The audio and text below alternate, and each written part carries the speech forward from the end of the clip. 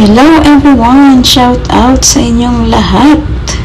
So for today's video ay magbarbera na naman si Inday kasi si Habi nag-request na i-cut ko daw yung hair niya kasi mataas na.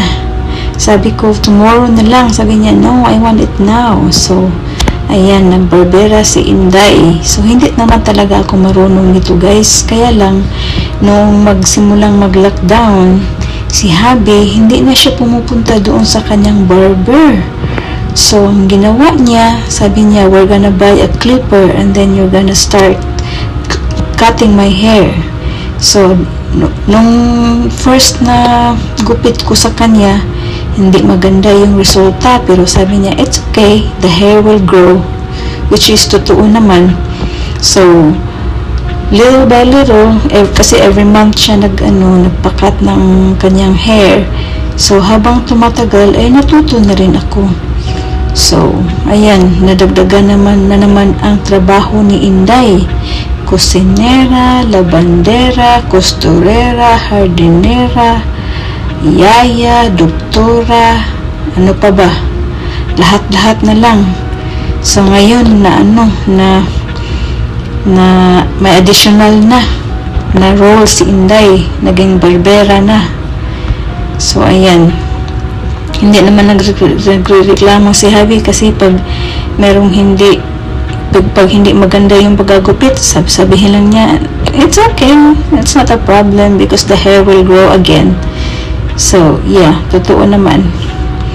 So yeah, ayan, habang ginagawa ko yan, tinitingnan niya sa salamin para sabihin niya kung saan pa niya gustong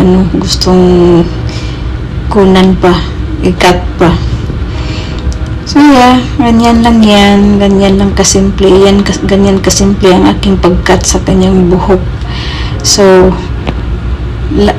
last year 2023 or 2022, I think it was last year. So paparating yung birthday niya, sabi ko we're gonna go to your barber para magkaroon naman siya ng magandang gupit.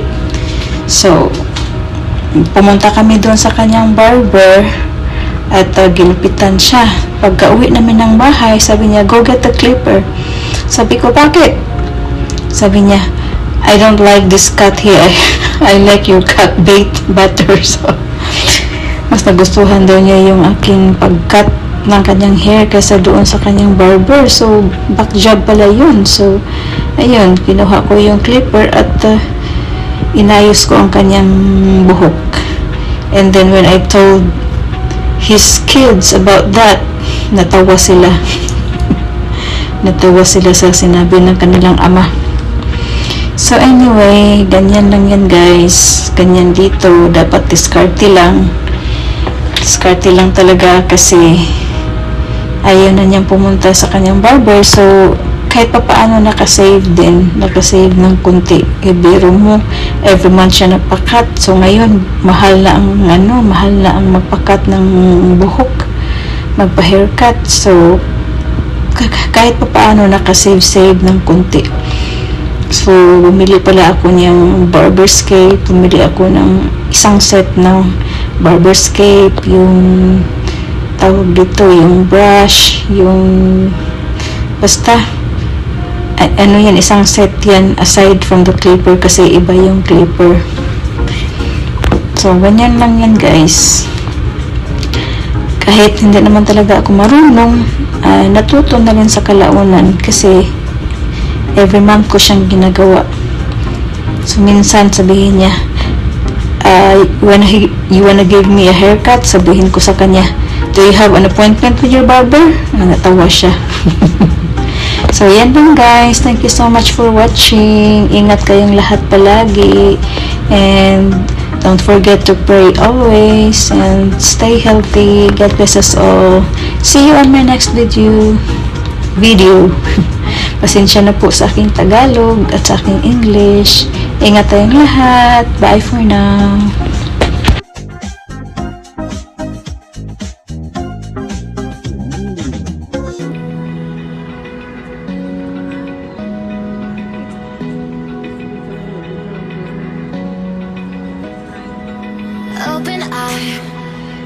Feel the waves cut through me, hypnotized by the sounds I'm breathing in. Hold tight, chemicals collide.